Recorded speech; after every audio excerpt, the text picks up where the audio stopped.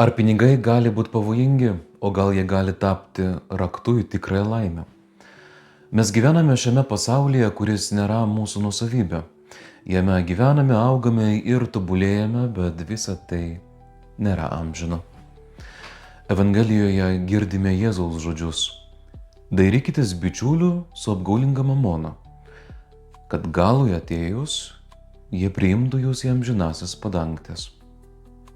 Turtai, pinigai tampa neteisingi tada, kai jie užima Dievo vietą, kai tampa tikslu savaime, jie atitraukia nuo viešpaties ir uždaro kelią į jo karalystę.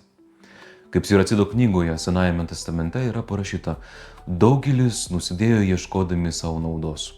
Norintys praturtėti, nusisuka nuo artimo.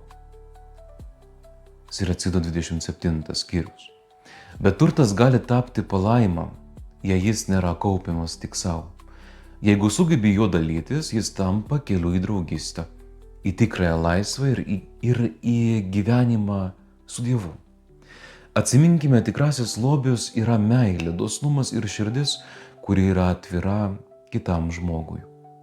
Šiandien pasiklausk savęs, padiskutuok savo širdyje, ar kartais turtai, kuriuos turi, neįkalina tavęs, ar neužima Dievo vietos ir ar netrukdo pamatyti kitą žmogų. Palaimintos tau dienos.